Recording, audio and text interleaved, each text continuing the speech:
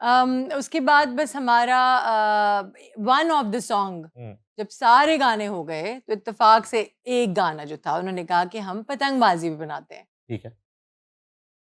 ख्याल तो मुझे आया होगा कि ये क्या बात हुई, पतंगबाजी क्यों, मगर मुझे ये झटका सा नहीं लगा क्योंकि I was already going through it. वो गुड्डियाँ उड़ा रही थी, मेरा भाई गुड्डियाँ उड़ा रहा था, और बल्कि भाई की तो बड़ी क्लास भी हुई एक दफ़ा क्योंकि टीचर घर आ गया। अच्छा। तो उन्होंने कहा छुट्टी क्यों की इसने, तो उन्होंने, अम्मा को पता नहीं था कि वो छुट्टी कर गया था उस दिन। तो वो उस्ताद घर आ गए, वो छत पे चले गए, अम्मा ने कहा आप छत पे चले जाए, वो गुड्डी उड़ा रहे ऊपर।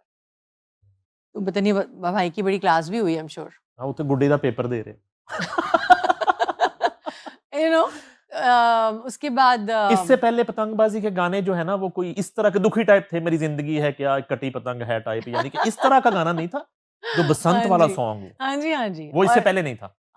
और हालांकि देखा जाए तो बोकाटा भी एक काफी सुरीला गाना है क्योंकि मुजाहिद हुसैन साहब की approach towards music has been very serious and very professional. ये पूरा एल्बम मुजाहिद साहब ये सारा एल्बम मुजाहिद साहब का था, मगर डिजाइन इस तरह से था कि हम कुछ वेस्टर्नाइज्ड म्यूजिक भी डालना चाहते थे, तो हमने कुछ अंग्रेजी गानों को भी उर्दू में डालने की कोशिश की। इसी में क्योंकि मेरी आवाज की जो वर्सटिलिटी थी वो नजर आ रही थी सबको, उसमें एक गजल भी थी, उसमें हर तरह का रंग था। तो पतंगबाज also one of them. It was all planned कि हम बसंत के दिनों में किसी टाइम पे ये गाना रिलीज करेंगे, और क्योंकि उनके पास स्पॉन्सर्स भी थे तो स्पॉन्सर हुआ गाना, और गाना जब स्पॉन्सर होता है तो वो हमेशा एक टाइम पे लगना शुरू हो गया, हर रोज हर रोज हर रोज हर रोज।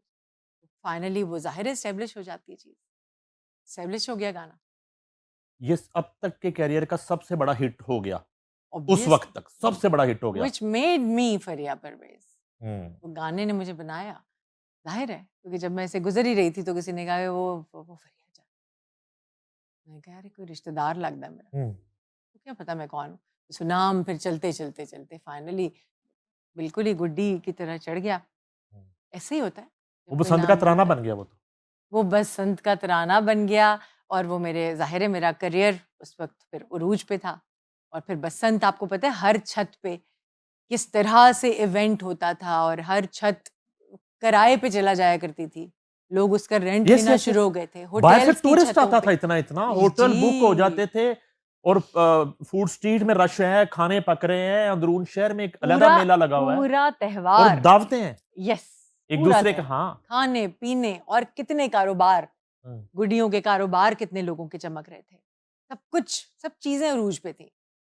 बस फिर जाहिर है मैं क्या करती, मेरे पास तो टाइम ही नहीं था।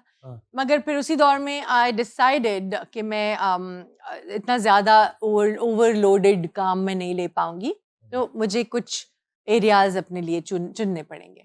वो शुक्र है कि मेरी टीम इतनी इस काबिल थी कि उन्होंने उसी वक्त देख लिया कि ये कितना काम ज़्यादा खुश उसलूबी से कर सकती है। तो हमने फिर फाइनली चंद शहर चूज़ कर लिए, जिसमें कराची था, इस्लामाबाद था, लाहौर था, बहुत चीदा चीदा ऐसे इलाके। और उसकी वजह से भी अच्छी बात ये हुई कि क्वालिटी का काम रहा। अच्छा।